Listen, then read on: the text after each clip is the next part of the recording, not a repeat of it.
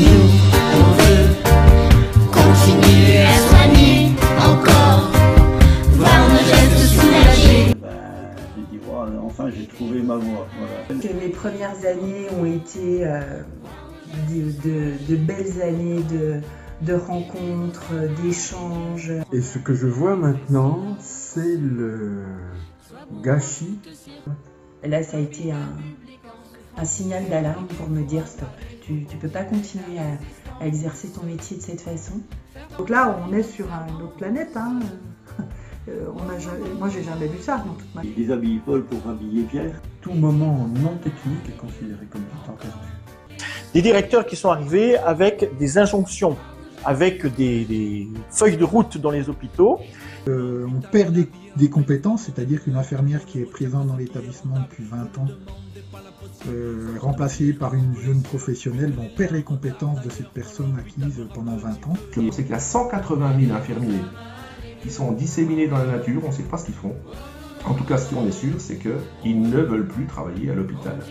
À notre corps défendant, j'ai envie de dire, nous sommes obligés, nous les médecins, de nous partager entre plusieurs lieux. Moi, je ne comprends pas qu'on laisse une personne pendant 5 jours, comme ça, avec le fémur cassé et puis des côtes cassées. On pouvait opérer à l'hôpital de Dole tout de suite. On pouvait poser une prothèse de hanche ou poser un clou. On pouvait remettre debout ce patient au bout d'une semaine. Compte tenu actuellement de cette raréfaction de soignants, médecins et soignants aussi, il est de plus en plus difficile de pouvoir accueillir des enfants et des adolescents dans des délais raisonnables. On essaie de comprendre pourquoi Besançon devait téléguider la prise en charge de notre fils.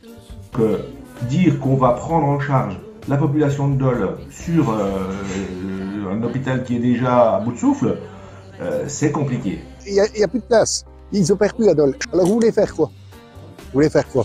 Moi, je ne comprends pas qu'il n'y a plus rien. Il y a maintenant, ça se dégrade, pas possible. Ce qui fait qu'aujourd'hui, des comités se montent, on essaye de défendre l'hôpital public, l'hôpital de proximité aussi. C'est la santé la priorité. Sois bon en toutes circonstances, un seul mot d'ordre, l'obéissance.